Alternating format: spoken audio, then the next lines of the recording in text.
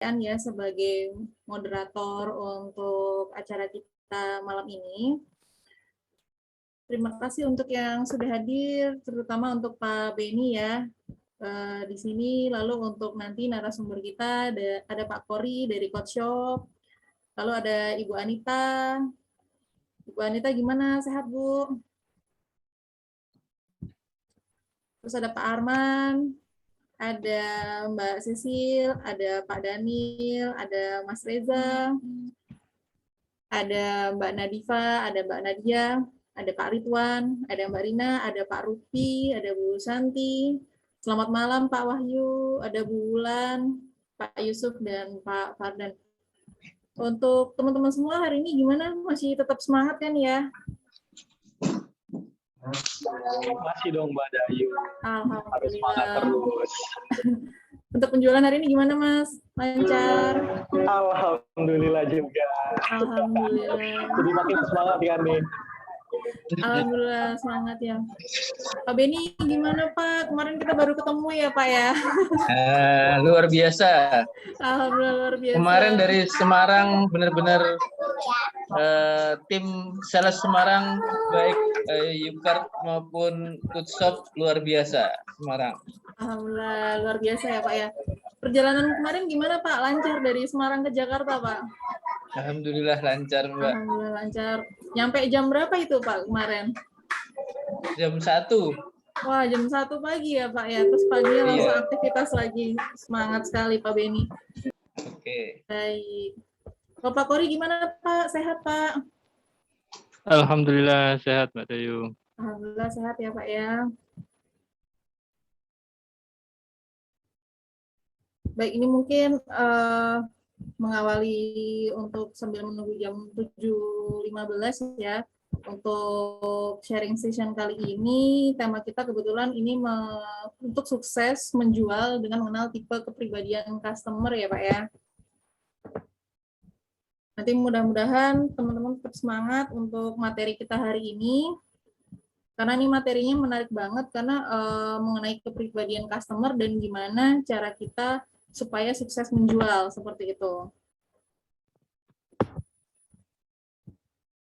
Kalau untuk tipe kepribadian customer itu kan memang berbeda-beda ya. Dengan adanya perbedaan itu, maka kita sebagai sales tuh atau marketing wajib ya untuk mempelajari karakter kepribadian untuk customer supaya memperlancar gimana cara kita berkomunikasi dengan customer kayak gitu.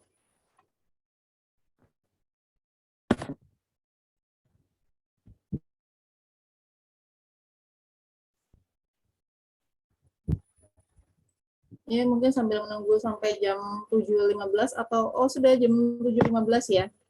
Baik, dari Pak Kori sendiri nih selaku narasumber kita Pak, untuk menurut Pak Kori sendiri, bagaimana sih menurut Pak Kori dengan tema kita malam ini Pak? Iya, Mbak Dayu. Jadi memang saya rasa penting sekali. Jadi untuk bisa salah satu faktor yang mempengaruhi keberhasilan kita untuk menjual produk yang kita jual, itu salah satunya adalah mempelajari bagaimana sih sebenarnya karakter atau tipikal kepribadian customer itu sendiri. Karena memang sekarang yang kita hadapi adalah manusia. Jadi mau nggak mau kita harus mempelajari tentang manusia. Jadi tentang karakteristik atau kepribadian manusia itu seperti apa aja. Sehingga nanti saat kita benar-benar bertemu dengan customer, kita bisa istilahnya apa ya? Kita bisa menentukan sikap yang tepat.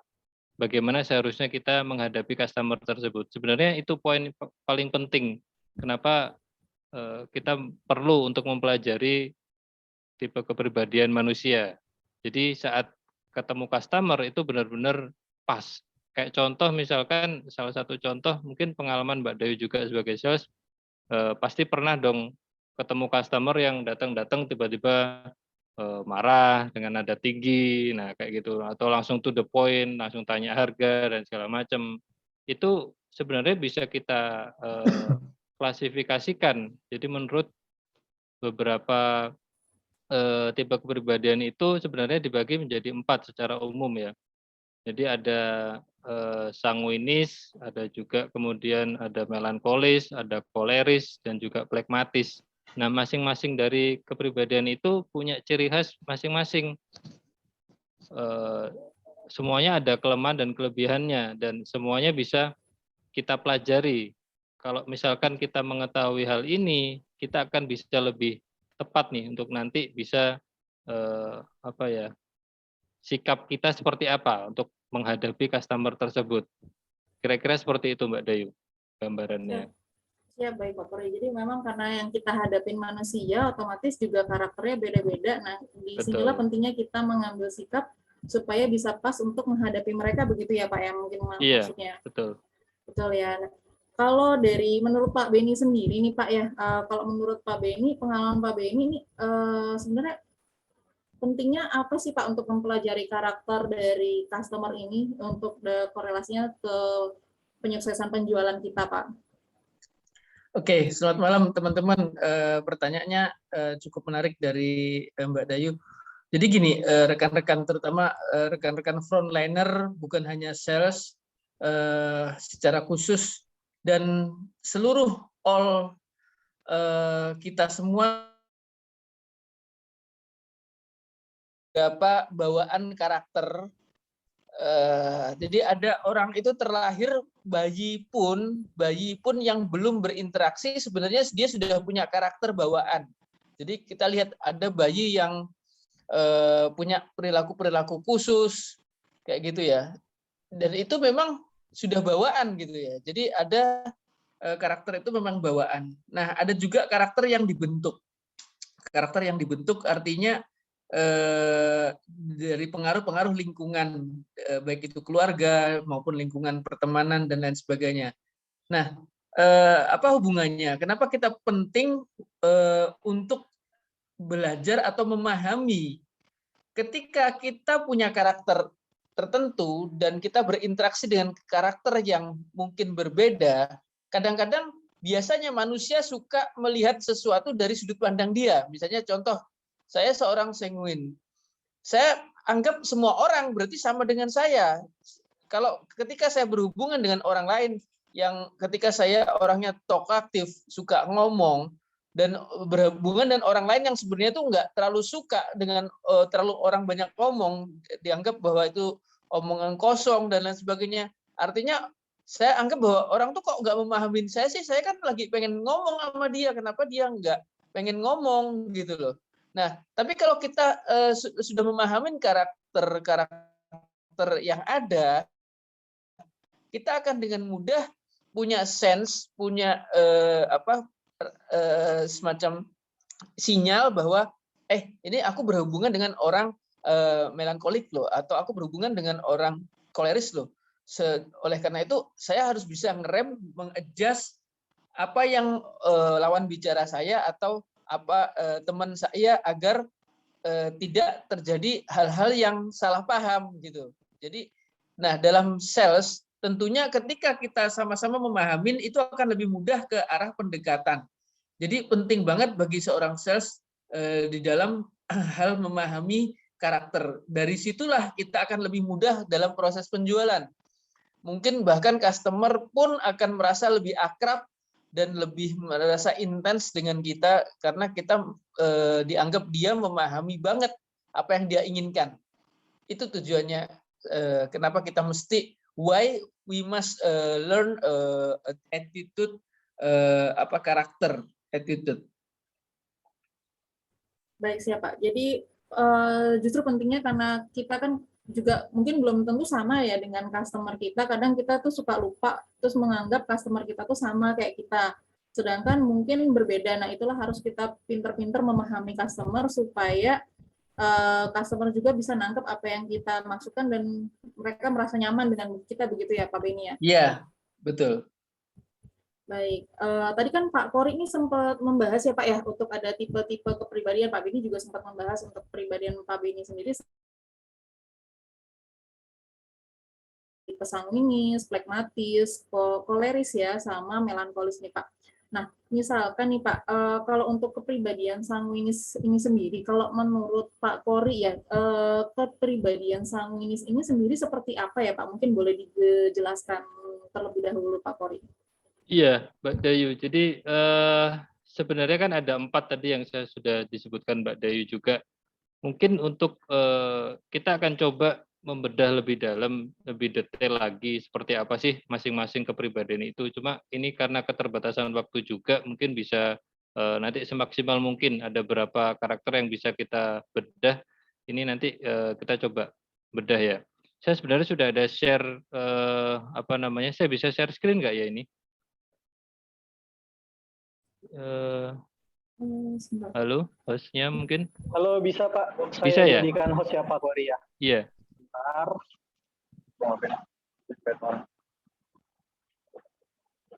Oke Pak, sudah saya jadikan host. Oke, Mas.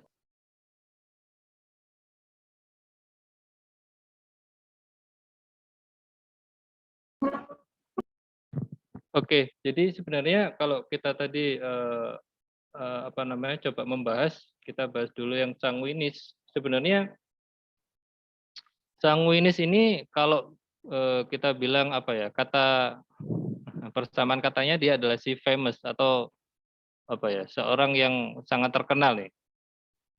Jadi ciri-cirinya seperti ini, dia populer, populer sekali. Sanguinis ini seseorang yang populer, dia ekstrovert, dia ekspresif juga, yang seperti tadi disinggung sama Pak Beni, dia suka sekali ngobrol, dia suka sekali bicara, dan dia cenderung optimis dan kreatif. Sanguinis ini juga sangat senang perhatian, dia suka tampil di depan layar. Jadi memang cocok banget kalau seorang sales itu punya kepribadian sanguinis. Yang tadi juga disinggung sama Pak Beni, penting banget kita mempelajari kepribadian manusia ini untuk bagaimana kita memposisikan diri. Karena kita pasti akan bersinggungan dengan, loh aku ini sanguinis, kalau aku misalkan menghadapi orang koleris atau apa, atau misalkan plekmatis, itu kurang gimana ya, karena memang bertolak belakang, contohnya seperti itu. Jadi ini yang mesti kita perhatikan di sini. Seorang sanguinis ini kepribadiannya sangat menarik. Jadi dia memang seorang apa ya, sangat menarik sekali. Orang baru kenal pun dengan berbicara dengan orang sanguinis, dia pasti akan sudah langsung akrab, cepat banget akrab dengan orang. Kalau bahasa kita supel, ya. Dia sangat ahli dalam menghidupkan suasana. Yang tadi kayak contoh misalkan orang sanguinis itu misalkan di stasiun kereta misalkan, dia duduk di sebelahnya orang, dia nggak akan bisa diam, dia pasti akan mencoba untuk ngajak ngobrol, Pak mau kemana Pak ya, dan segala macam. Jadi dia sangat ingin apa namanya supel, antusias, penuh semangat, periang. Nah, cuma orang sanguinis ini juga mudah minta maaf, suka membantu orang lain, dan dia lebih cenderung mampu memprovokatif orang lain. Dalam artian apa ya? Dia seakan-akan sangat mudah untuk mempengaruhi orang lain. Ini secara karakter orang sanguinis seperti itu. Dia juga terlalu banyak bicara, jadi kalau misalkan ada karakter flekmatis yang berseberangan dengan sanguinis, ini kurang begitu suka sebenarnya, karena yang tadi disinggung Pak Beni juga, kalau dia ketemu dengan orang pendiam, ya ini yang kadang mesti kita ngerem juga sebagai sales. Dia suka memonopoli, suka menyela pembicaraan orang lain, suka terlambat, dan dia cenderung tidak rapi, mudah berjanji. Nah, kadang PHP juga nih orang sanguinis. Jadi kalau ketemu customer yang PHP biasanya orang sanguinis juga. Dan dia juga mudah terpancing emosinya. Ya, oke. Nah, ini cara menghadapi orang sanguinis kira-kira seperti ini, Mbak Dayu. Jadi kita memposisikan diri karena orang sanguinis ini suka bicara, ya. Jadi saat kita menjadi sales menghadapi orang sanguinis, kita harus menjadi pendengar yang baik, ya. Jadi kita dengerin aja dia mau ngomong apa deh. Ya Pak, oke, oh iya, bagus sekali Pak, dan segala macam seperti itu. Ya, jadi kita berusaha menjadi pendengar yang baik. Terus arahkan jika pembicaraan mulai melenceng, karena memang orang sanguinis ini suka bicara, biasanya bicaranya ngalor ngidul, nggak karuan, kemana-mana. Kita lagi ngomongin apa, dia bisa ngomongin sampai ke mana, kayak gitu. Dan orang sanguinis juga suka sekali dipuji. Apapun misalkan prestasi yang dia pernah capai atau apapun itu, sekecil apapun, dia suka sekali dipuji. Ya. Jadi untuk merebut hati orang sanguinis, ya udah puji aja dia.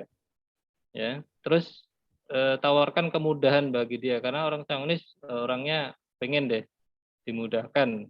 Pokoknya jalan pintas dia suka sekali.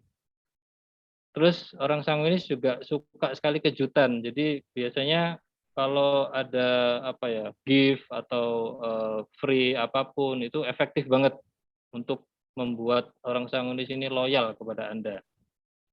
Itu sih Mbak Dayu kalau kita bedah secara mendalam orang sanguinis. Baik, ini udah topiknya menarik sekali ya Pak ya. Jadi untuk dari satu karakter aja dia udah punya ciri-ciri, terus cara menghadapinya juga tuh seperti apa gitu ya Pak. Karena orang sanguinis ini kan mungkin orang yang famous begitu ya Pak ya. Terus dia orang yang humoris. Betul. Dan supel ya. Jadi mudah untuk membuat banyak teman mungkin seperti itu ya Pak ya contohnya. Betul. Betul ya. Nah, kalau dari Pak Beni sendiri nih Pak Beni kan tadi sempat menyinggung kalau Pak Beni kebetulan juga orang sanguinis ya Pak ya.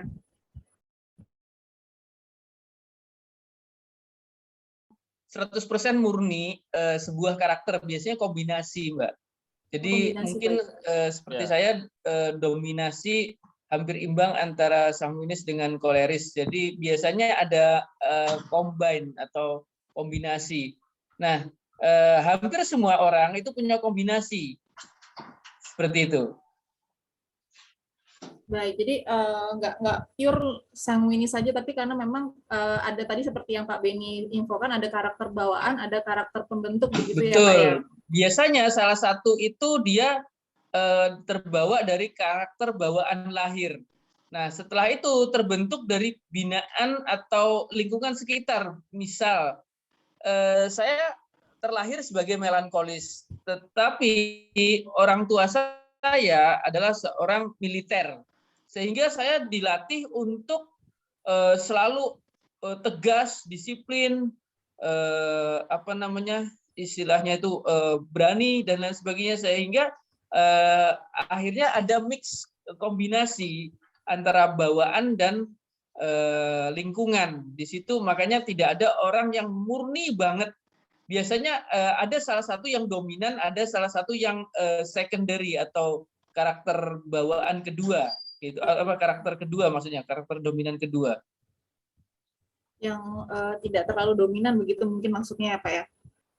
Tentunya hampir boleh dibilang kalau dipetain dari 4 karakter hampir semua orang pasti ada, tapi mesti ada ranking pertama yang sangat dominan, ada ranking kedua yang cukup dominan juga. Nah, nanti yang lain-lainnya itu ada sesekali, jadi bukan berarti kalau orang koleris dia tidak akan pernah ada sedikit-sedikit ke bawah melankolis, pasti ada juga gitu loh. Ya, ada. Siap, Pak. Cuma dominannya aja, dominannya berarti dia koleris gitu misalnya. Baik. Ini untuk reminder juga mungkin teman-teman yang udah mungkin penasaran nih ada pertanyaan-pertanyaan, boleh silakan menulis di kolom chat, atau enggak kalau memang mau open cam juga sama open mic juga boleh ya. Ini mungkin saya mau bertanya sedikit lagi nih sama Pak Beni, penasaran ya Pak ya, sebagai seorang sanguinis ini sendiri, bagaimana ketika Pak Beni ini bertemu juga sesama customer yang sanguinis nih Pak?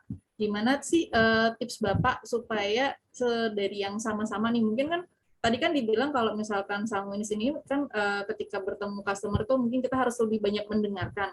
Sedangkan Pak Beni di sini di sisi orang yang talk aktif ya. Nah, ketemu lawan bicara yang juga sama-sama talk aktif nih. Ini kira-kira gimana Pak menyiasatinya ya si tipsnya gitu? Mungkin gini, gambarannya aja ya. Orang yang talk aktif dengan orang yang talk aktif ketika ketemu biasanya tidak mau salah satu kalah gitu. Misalnya contoh, saya pamer, aku baru beli ini, aku juga baru beli ini gitu. Dia akan lebih ribut gitu. Jadi makanya kenapa kita belajar tujuan percakapan, karena sebagai seorang sales orientasinya adalah ngedilkan sesuatu misalnya, berarti tujuan kita harus kita bisa berperan sebagai seorang yang mendengarkan, padahal walaupun sebenarnya dalam hati aku juga nggak tahan untuk mau ngomong, tapi kita harus ngerem gitu. Kalau nggak gitu nanti akan bisa crash misalnya ya. Nah, ini salah satu hal yang penting banget di dalam relationship. Jadi kita harus pahamin mana orang yang ekstrovert. Dari 4 karakter itu terbagi dua golongan ekstrovert dan golongan introvert. Golongan ekstrovert biasanya didominasi oleh sanguin, populer, dan koleris. Introvert, plekmatis, dan melankolis. Nah, ada golongan lain juga, artinya kayak gini. Tadi ada ekstrovert, introvert. Yang lain adalah orang jenis yang orientasinya pada orang dan jenis yang orientasinya pada pekerjaan. Orang yang berorientasi pada jenis yang berorientasi pada orang itu tipe-tipe sanguin, dan melankolis. Mereka ini biasanya lebih melihat itu sesuatu itu adalah hubungan gitu, atau person, orientasinya ke person. Jadi misalnya contoh kayak gini, ciri-cirinya dia pakainya lebih ke arah perasaan. Kalau orang yang sedikit baper, biasanya bawaannya kalau nggak sanguinis adalah melankolis. Bedanya kalau yang satu bapernya ekstrovert, yang satu bapernya introvert, kayak gitu. Nah, sedangkan karakter lain adalah orang yang orientasinya pada pekerjaan.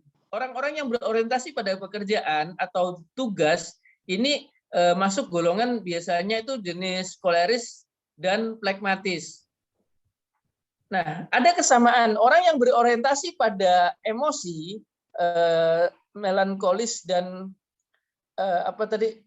sanguinis, biasanya tipe emosinya fluktuatif. Kadang-kadang pagi dia bisa jadi menggebu-gebu, tahu-tahu ada sesuatu dia bisa langsung down. Nah, sedangkan orang yang berorientasi pada pekerjaan biasanya emosinya lebih stabil. Jadi kita kadang-kadang susah membedakan antara orang ini lagi sedih atau enggak, seolah-olah datar. Itu seperti itu. Jadi kita perlu memahami supaya dalam pendekatan pada pelanggan itu kita akan lebih mudah.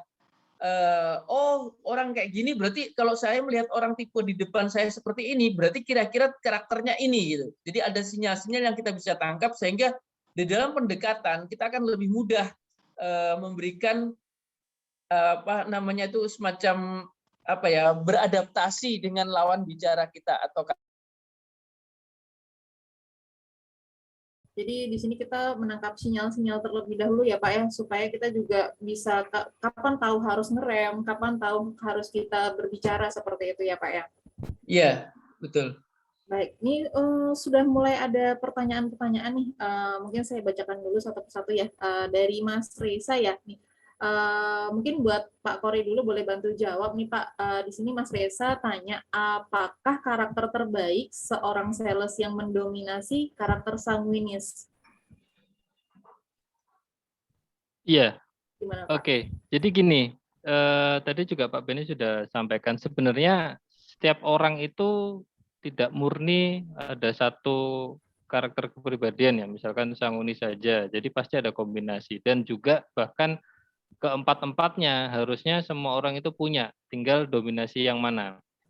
Cuma kalau ini pertanyaannya lebih ke arah apakah karakter terbaik seorang sales itu harus mendominasi karakter di sanguinis, sebenarnya enggak juga, tapi ciri-ciri sanguinis itu sangat mendukung untuk pekerjaan seorang sales yang notabene harus lebih mudah akrab dengan orang, lebih mudah menyampaikan sesuatu, menjelaskan sesuatu. Ini sangat mendukung sekali. Beda halnya dengan misalkan seorang sales itu dia tipikal plekmatis yang notabene introvert. Jadi dia pendiam, dia tertutup, dia suka di belakang layar. Nah, ini agak susah untuk mendukung kebutuhan dari pekerjaan seorang sales itu. Kira-kira seperti itu, Mbak Dayu. Kira-kira seperti itu ya Pak. Jadi memang nggak ada yang pure seperti yang tadi Pak Beni bilang. Untuk karakter lain tuh bukan berarti nggak mungkin ya Pak. Tapi kalau untuk sanguinis itu mungkin seperti sudah ada bakat bawaan yang bisa membantu dia mempermudah untuk dalam pekerjaan di dunia sales seperti itu ya Pak ya. Untuk Mas Reza gimana Mas? Mungkin jawabannya mungkin ini saya tambahkan dikit mungkin ya Mbak Dayu. Boleh Pak, silakan. Intinya gini sih, tidak perlu berkecil hati. Rekan-rekan yang merasa bahwa oh saya ini melankolis, berarti kalau saya jadi sales nggak akan sukses dong gitu. Karena seolah-olah nanti yang akan lebih gampang sanguinis. Saya harus merubah jadi sanguinis, kan nggak juga, karena kita sudah punya karakter. Memang benar seperti yang dikatakan Pak Kori tadi bahwa sebagian besar dari template sales bahwa kita juga harus gampang menyesuaikan diri dan lain sebagainya, ada memang di situ. Tapi ingat teman-teman bahwa pelanggan kita pun ada 4 karakter. Ada 4 karakter dominan. Tentunya menghadapi pelanggan yang melankolis itu mungkin orang melankolis akan lebih merasa cocok gitu loh. Jadi misalnya contoh, karena dia sudah tahu tentang diri dia akan lebih tahu oh ini satu jenis dan saya. Biasanya orang yang sekarakter itu akan lebih punya chemistry yang lebih senang gitu loh. Misalnya wah walaupun kelihatannya jadi apa ya, misalnya dia introvert akhirnya sepi gitu, suaranya krik jangkrik gitu ya. Tapi sebenarnya karena kita sales akhirnya mungkin lebih mudah gitu ketemu dengan orang yang sekarakter. Nah intinya tidak perlu berkecil hati karena setiap karakter sebenarnya pasti punya kelebihan dan kekurangan. Di buku referensi kita personality plus atau personality puzzle itu semua karakter punya kelebihan dan punya kelemahan. Tinggal nanti Anda berdayakan strength-nya, kelebihannya di mana, sehingga di situ ada titik di mana teman-teman bisa tumbuh. Karena jenis gini, contoh pragmatis, customer juga tidak semua ingin, ada kalanya customer juga butuh dilayani. Nah, orang-orang pragmatis itu akan sangat bagus dalam pelayanan. Orangnya sabar, orangnya pengertian, lebih ke arah moderate, sehingga ketika customer komplain, pragmatis akan lebih unggul. Nah, biasanya kalau karakter koleris, ini akan bagus juga jadi sales. Kenapa? Koleris akan based on target. Dia nggak peduli rintangan-rintangan, dia akan merasa tertantang dengan target-target yang lebih menantang. Di satu sisi, tapi ada kelemahannya juga. Tipe koleris, dia orangnya nggak mau terkalahkan, sehingga ketika ada komplain dari pelanggan, dia merasa direndahkan, bisa gampang marah, sehingga kadang-kadang customer nggak kurang begitu senang gitu. Nah, jadi kita melihat dulu berbagai min plusnya di tiap-tiap karakter. Bagi pencapaian target mungkin koleris lebih unggul. Bagi keakraban mungkin sanguinis lebih unggul. Nah, bagi customer yang membutuhkan sesuatu bukti-bukti detail, mungkin melankolis lebih unggul. Karena orang melankolis akan lebih unggul di dalam memberikan data-data yang sifatnya faktual. Jadi tetap keempat karakter memiliki kelebihan tergantung di bisnis apa kita produk dan bisnis apa yang kita gelutin. Tentunya produk-produk yang sifatnya teknikal, orang melankolis akan lebih unggul. Kenapa? Orang melankolis akan bisa memberikan data-data yang sangat rinci dengan berbagai macam perhitungan yang detail, sehingga akan lebih bisa meyakinkan bagi produk-produk yang sifatnya memang sangat presisi. Mungkin itu gambarannya bagi teman-teman. Jadi tidak merendahkan karakter seolah-olah nanti istilahnya tuh, waduh saya melankolis, kayaknya nih bakal gagal jadi sales. Enggak juga gitu. Tergantung nanti. Nah, dengan adanya pelajaran ini, si melankolis orang sanguinis juga harus bisa mengerti bagaimana menghandle orang melankolis, dan lain-lainnya, begitu tambahannya. Baik Pak, terima kasih. Jadi kan memang justru itu yang memberikan warna begitu ya Pak ya, karena tiap kepribadian pasti ada plus minusnya, justru di mana plusnya itu yang harus kita kembangkan, jangan berfokus pada minusnya aja ya. Mas Reza gimana Mas kalau untuk dari jawaban ini udah dapat jawaban dari Pak Kori dan Pak Beni udah Sudah terjawab. Sudah terjawab ya. Mbak Dayu. Siap, Terima siap, kasih Mbak siap. Dayu. Terima kasih Iya. Pak Beni, Pak Kori. Ya.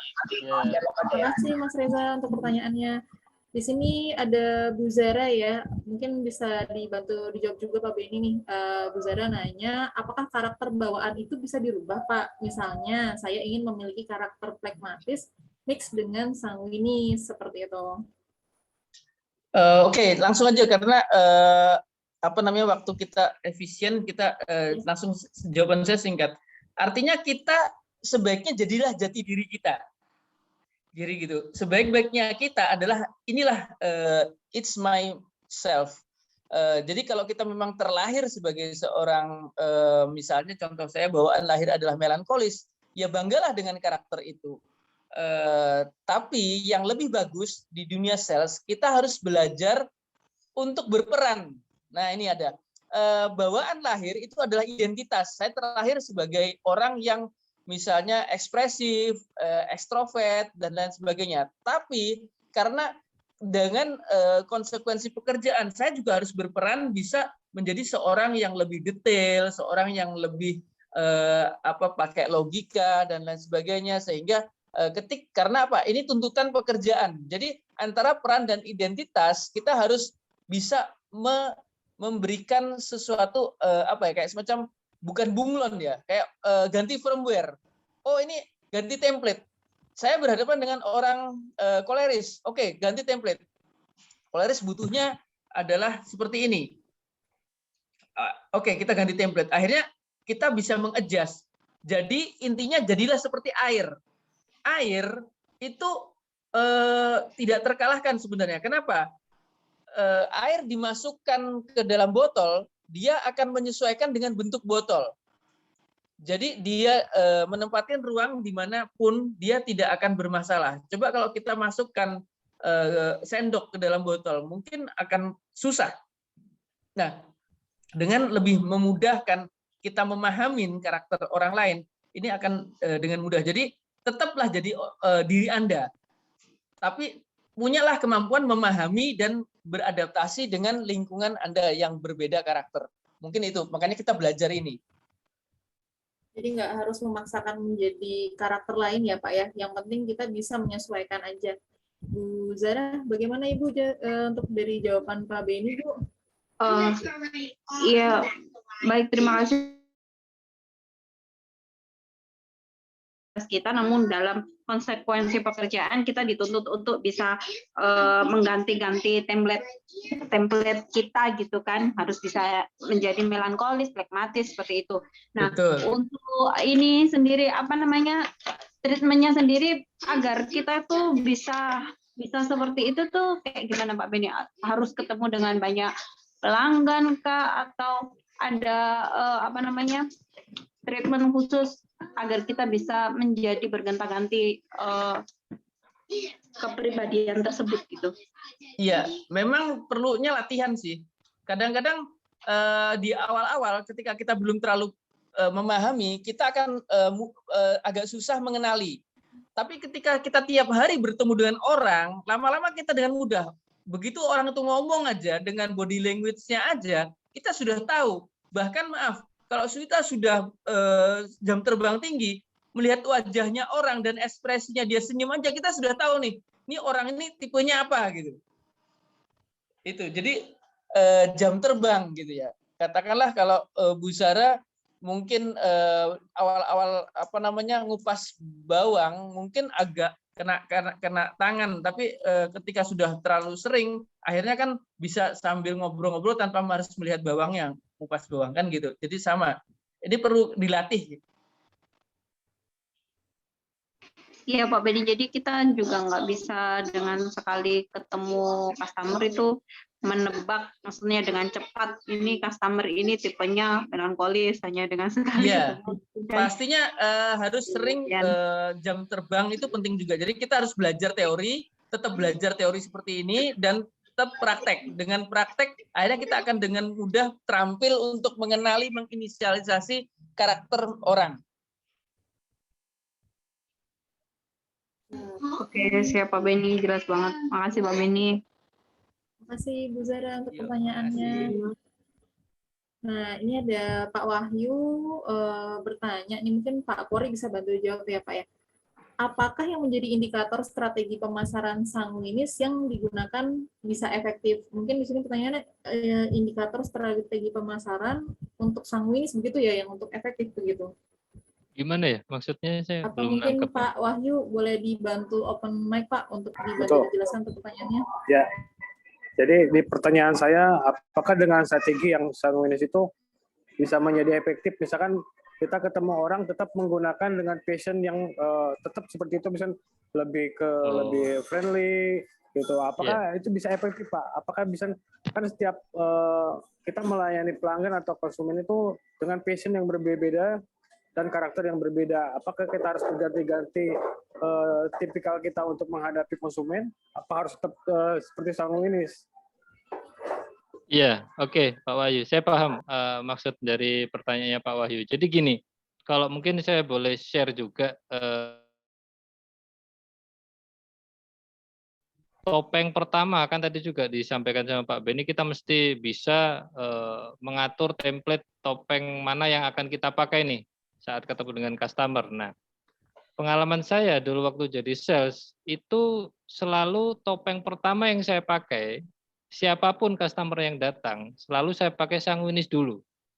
Karena sanguinis ini adalah topeng yang paling mudah diterima oleh tipikal kepribadian yang lain. Itu sih Pak. Jadi tetap Bapak tetap harus jadi diri sendiri yang pertama. Jadi benar-benar jadi diri sendiri. Tapi kalau saran dari saya, dulu memang saya selalu pakai sanguinis dulu. Entah itu nanti setelah kita melakukan interaksi dengan customer, kita baru tahu, oh ini orangnya tipikalnya koleris nih. Nah, kita bisa mengatur menjadi topeng pragmatis misalkan atau seperti apa. Jadi agar orang koleris ini suka dengan kita dan segala macam. Jadi memang lebih ke arah bukan lebih strategi ya. Jadi memang kayak contoh misalkan kalau kita lihat template di perusahaan-perusahaan yang mengedepankan ke pelayanan misalkan di bank misalkan. Pernah ketemu nggak misalkan teller bank memasang topeng koleris misalkan. Yang dia marah-marah dan segala macam.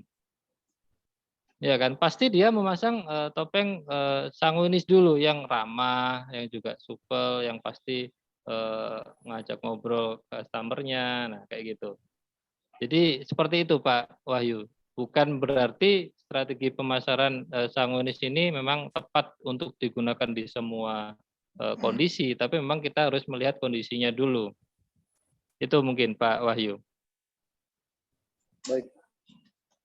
Baik, Terima kasih Pak Pori untuk penjelasannya. Untuk penjelasannya sudah cukup ya Pak ya? Sudah sampai ya?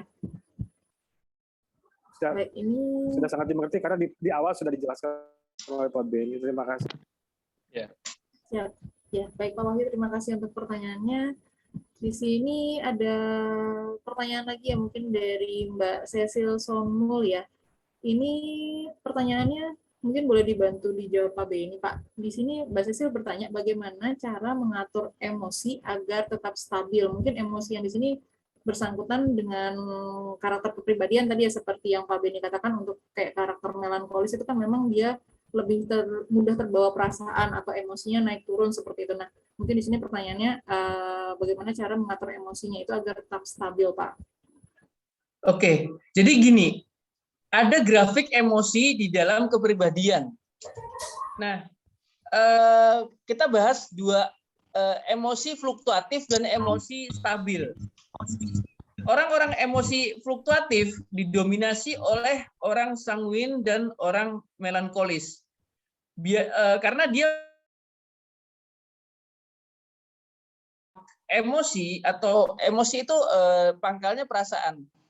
Jadi gini, Socrates, ilmuwan apa ya istilahnya tuh Yunani kuno, itu dia melihat kepribadian ini berbasis pada organ tubuh atau apa namanya pengaruh dari beberapa organ tubuh. Misalnya contoh, orang sanguinis itu didominasi oleh darah. Jadi kenapa orang melankolis itu gampang moody, gampang naik turun gitu. Kadang-kadang gembira bisa ketawa-ketawa, tahu-tahu bisa menangis gitu dalam satu hari yang sama. Sementara sama dengan juga orang melankolis ya. Dia grafiknya itu loncat-loncat gitu. Nah, tapi untuk orang yang apa istilahnya stabil ini didominasi oleh orang koleris dan flekmatis. Kita bisa melihat dua tipe ini temperamennya memang lebih stabil. Dia tidak apa ya lebih tenang, tidak fluktuatif, moody. Karena apa? Orang koleris biasanya didominasi oleh empedu kuning, sementara orang flekmatis didominasi oleh air.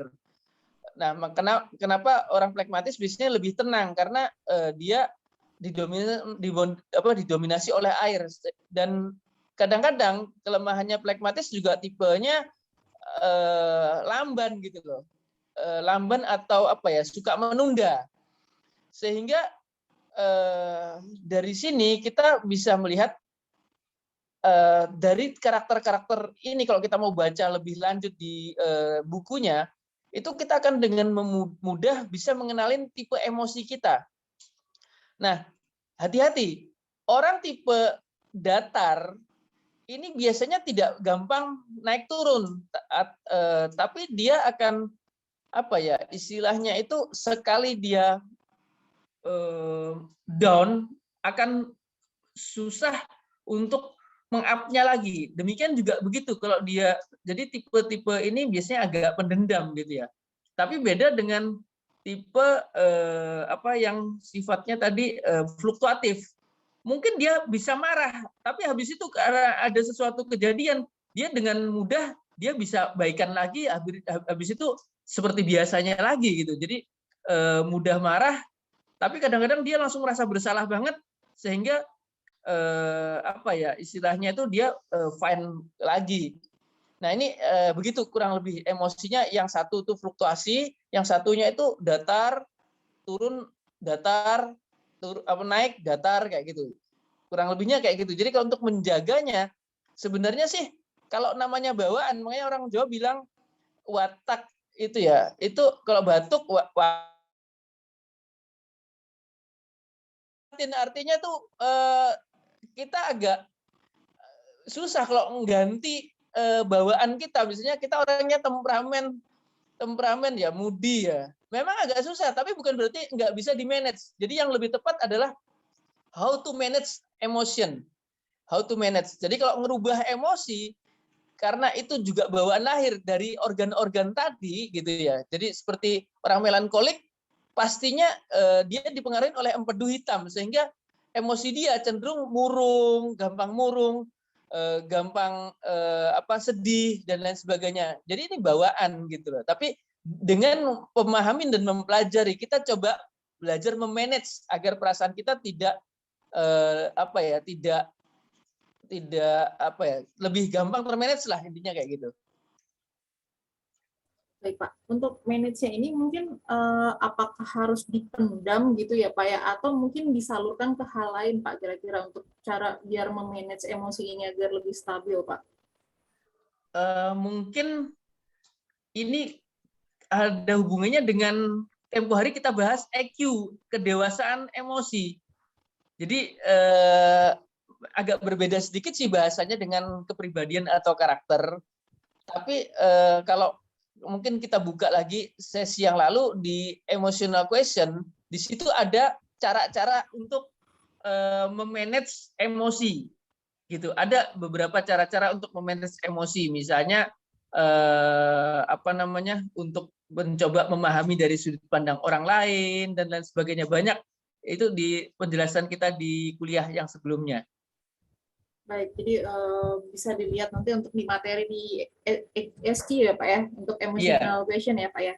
Baik, Betul. Mbak Cecil dari Sonmu gimana Mbak untuk pertanyaannya sudah dibantu jawab oleh Pak Beni, kira-kira mungkin ada yang kurang atau masih ada yang bertanyakan lagi nih? Enggak kok Mbak, udah cukup. Udah cukup ya. Baik Mbak Cecil, makasih untuk pertanyaannya.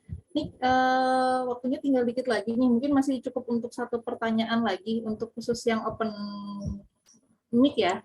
Kira-kira ini ada pertanyaan lagi nggak nih? Itu ada pertanyaan kayaknya yang mana, belum. Pak? Ini Apa itu? yang ini ya Pak ya. Aku, Mbak. Oh, ada ya udah.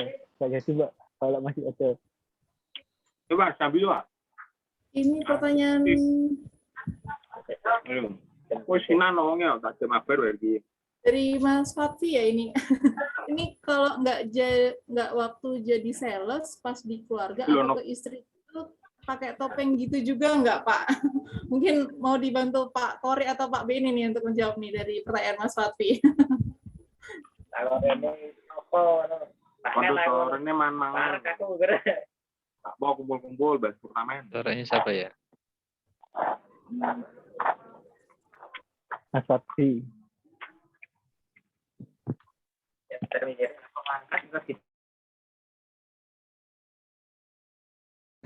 Ini pertanyaan serius nggak nih Pak Fatfi nih?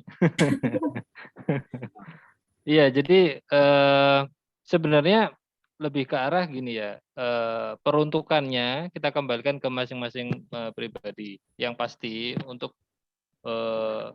kita penting banget untuk bisa mempelajari personality dari manusia. Yaitu tadi gunanya memang untuk bisa memposisikan diri kita, bagaimana kita bisa menghandle orang sanguinis, bagaimana kita bisa menghandle orang koleris, flekmatis, dan melankolis.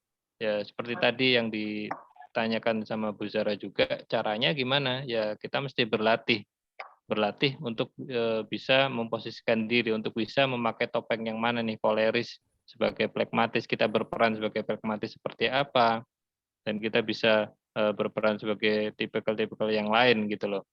Jadi untuk peruntukannya mungkin untuk di keluarga atau apa kita kembalikan ke masing-masing personal lagi. Mungkin itu dari saya. Ya, mungkin intinya gini. Ini unik banget di buku Personality Pulse itu di situ ada juga case-case yang diceritakan tentang bagaimana ketika pasangan kita itu punya kepribadian yang beda dengan kita. Bagaimana cara menghandlenya? Jadi di situ lengkap. Mungkin saya rekomen kalau teman-teman ingin lebih expert di sini baca deh. Di situ bagaimana kasus pasangan seorang melankolis yang punya pasangan flekmatis. Jadi ada persilangan bagaimana cara menghandlenya ketika kombinasi A ketemu kombinasi B atau kombinasi C ketemu kombinasi D. Nah, nanti kita akan dengan mudah bisa mengenal bagaimana sih ketika seorang melankolis marahnya seorang melankolis, marahnya seorang koleris, dan bagaimana caranya agar kita bisa tetap harmonis di dalam hubungan walaupun berbeda karakter. Ini sangat menarik banget kalau kita baca di buku Personality Pulse. Jadi di situ benar-benar kita akan memahamin karakter-karakter bawaan dan kita akan dengan mudah memahaminya itu sehingga ketika ada sesuatu problem menyelesaikannya pun dengan mudah karena kita tahu orang karakter ini caranya menyelesaikan problem itu dengan cara seperti apa. Itu cukup menarik, saya rekomen banget karena itu dari dulu sangat memudahkan dengan mengenali 4 karakter ini. Kita sangat mudah banget di dalam apapun, bukan hanya di sales. Ketika Anda seorang di kantor, hubungan dengan teman di kantor, berhubungan dengan atasan, berhubungan dengan bawahan, itu juga akan dengan mudah banget sehingga meminimalisasi konflik-konflik antara hubungan.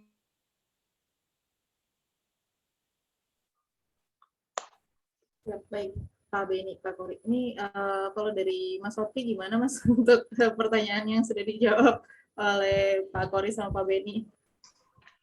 Iya, sudah. Sudah ya. Baik, ini tadi kayaknya masih ada satu pertanyaan lagi yang open mic ya? Atau Iya, Iya, tadi Mbak kayaknya Dai. ada yang tanya open mic gitu. Siapa iya. tadi yang hilang? Oh, dari Mas Septian ya, Kode Shop Semarang. Silakan Mas Septian. Ya, malam Pak Beni, malam Pak Kori. Malam. Ya, Mas. mau nanya, ini sih berdasarkan pengalaman sih Pak. Nah, itu kan tadi kan sudah dijelasin 4 si karakter manusia. Nah, kadang itu kan kita kalau ingin tahu sifat karakternya, itu kan harus kenal dulu. Nah, kalau belum kenal kan agak susah. Nah, kalau ada customer datang, ketemu langsung. Nah, kadang yang dilemanya sekarang adalah orang itu kadang menutupi identitas aslinya. Itu ngadepinnya gimana Pak? Sebenarnya orangnya ini sanguinis, tapi dia berlagak seolah-olah melankolis atau yang lain. Tanpa kan kalau pertama ketemu kan kita belum tahu, oh ini orangnya seperti ini. Itu cuma berdasarkan asumsi. Nah itu nanggepinnya seperti apa ya Pak? Maksudnya gimana ya? Solusi kalau ketemu orang-orang model yang seperti itu. Itu aja sih Pak.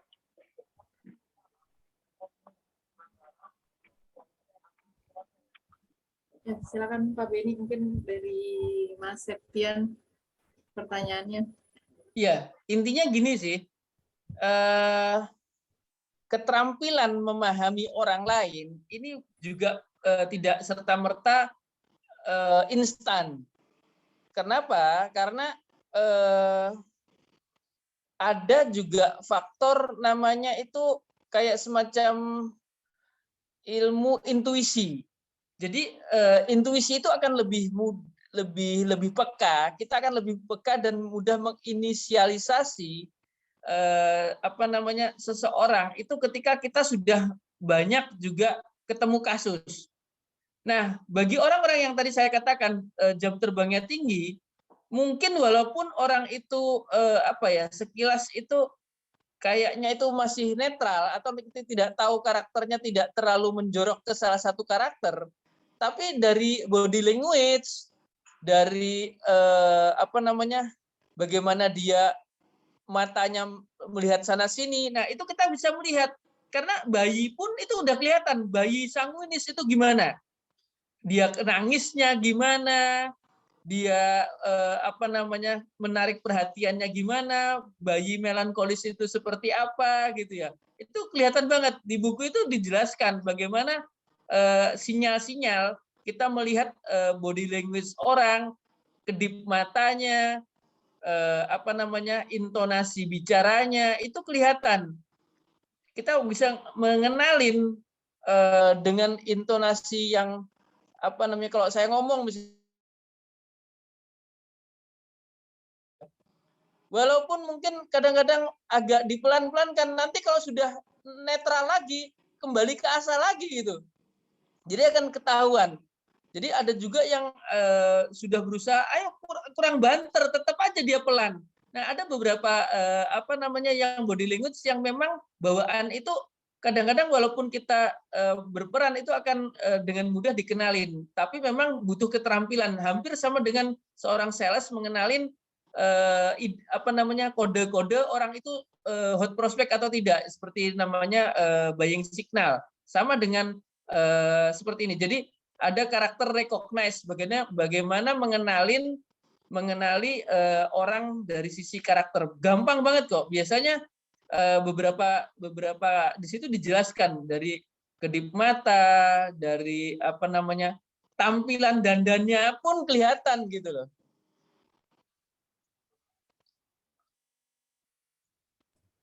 Siap, baik Pak Beni. Terima kasih untuk jawabannya. Dari Mas Septian, gimana Mas? Sudah terjawab mungkin pertanyaannya? Sudah Mbak Dai, terima kasih. Ya, terima kasih juga Mas Septian untuk pertanyaannya. Ini karena udah menunjukkan jam 8:05 ya, ini nggak terasa ternyata udah lewat jam 8. Topiknya menarik sekali ya hari ini karena memang membahas berbagai kepribadian dari manusia kan, karena kita juga berhubungan langsung dengan manusia, otomatis ini sangat berkaitan erat dengan sales ya, seperti itu. Nah, di sini gimana caranya biar kita menghadapi customer itu dengan tepat sehingga dapat memenuhi kebutuhan customer.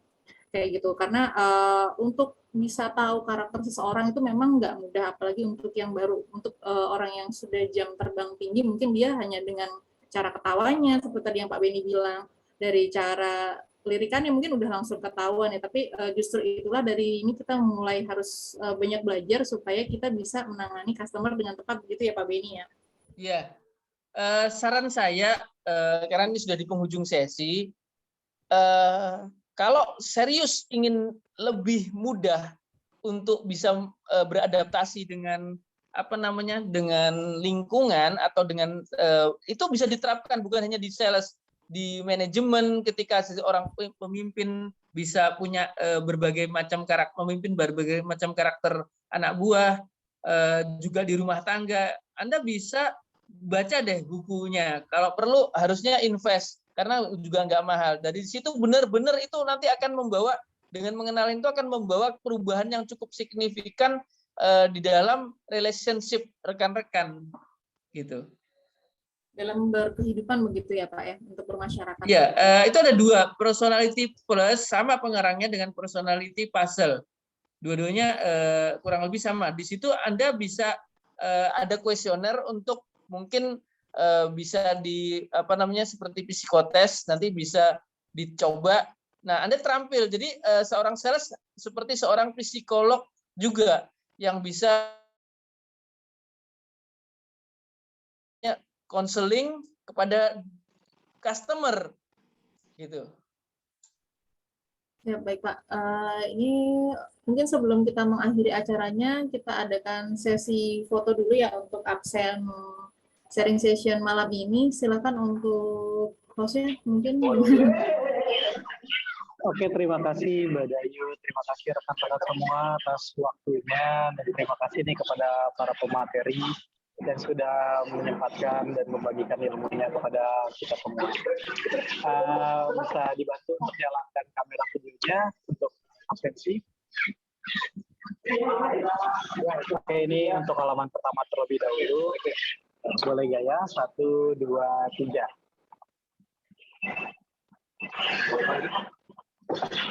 Oke, halaman 1 sudah. Sekarang untuk yang masuk ke halaman kedua nih. Yuk, biar semuanya nyala juga ya. 1, 2, 3. Oke, terima kasih semuanya. Saya kembalikan kepada moderator. Ya, makasih Mas Reza. Ya. Makasih Mas Reza untuk sesi absennya. Ini makasih banyak untuk Pak Beni dan makasih banyak juga untuk pemateri hari ini Pak Kor, ya ilmu-ilmunya sangat menarik banget ya untuk membantu kita ke depannya dalam hal berhubungan dengan customer, apalagi untuk berjualan ya, supaya semakin meningkatkan penjualan kita. Mungkin nanti kalau memang masih ada pertanyaan-pertanyaan bisa dibantu ditanyakan langsung di grup Gen Sales ya. Akhir kata, mohon maaf apabila ada salah kata. Wabillahi taufiq wal hidayah. Wassalamualaikum warahmatullahi wabarakatuh. Saya akhiri terlebih dahulu. Assalamualaikum warahmatullahi wabarakatuh. Waalaikumsalam. Waalaikumsalam Waalaikumsalam. Terima kasih Pak Terima kasih Pak Kori, terima kasih Pak Beni. Terima kasih Pak Beni. Mas Makasih Pak Kori. Beni, makasih Pak Kori. Kori. Terima kasih Mbak Dayu. Semuanya.